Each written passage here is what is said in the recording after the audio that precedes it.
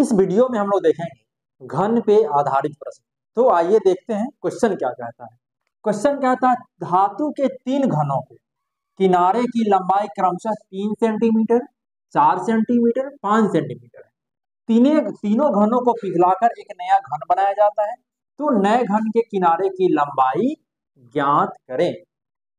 तो हम लिखेंगे हल। क्वेश्चन में हमें तीन घन दिया गया है, हम तीन घन बनाएंगे।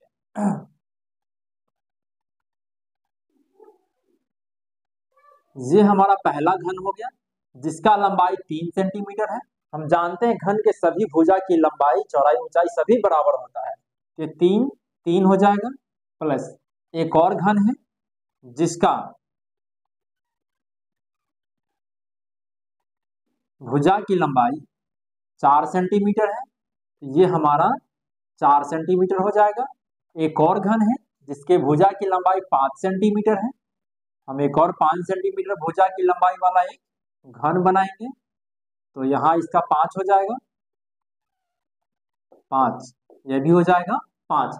अब कहता है कि तीनों घनों को मिलाकर एक नया घन बना दिया गया, अर्थात इन तीनों घनों को जोड़ दिया गया और इसे मिला करके एक नया घन बना दिया गया, एक नया घन बना दिया गया।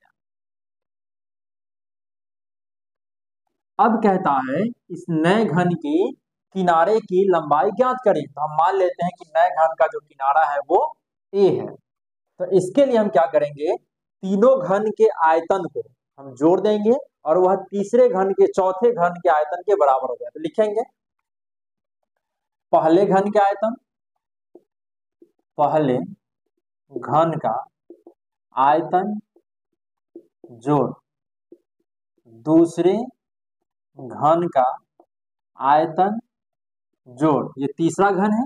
तो तीसरे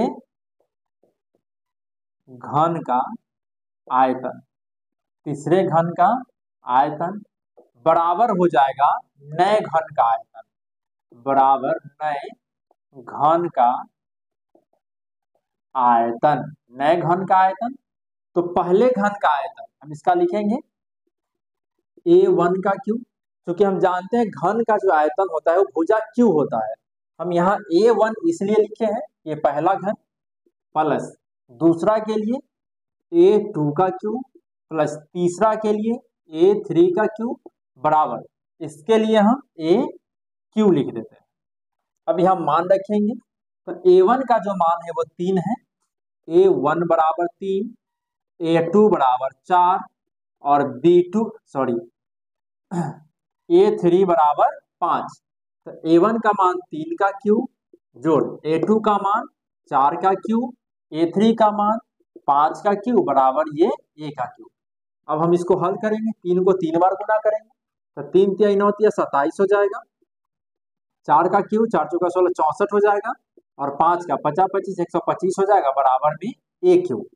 अब इन सबों को जोड़ लेते हैं।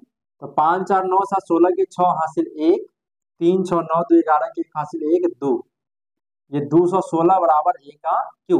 हम इसे इस तरह लिख सकते हैं a क्यू बराबर 216। तो a बराबर इधर करनी में 3 हो जाएगा, 216, 216 को हम लिख सकते हैं 6 × 6 × 6, अर्थात ये 6 सेंटीमीटर। तो नए घन के किनारे का जो लंबाई हो जाएगा,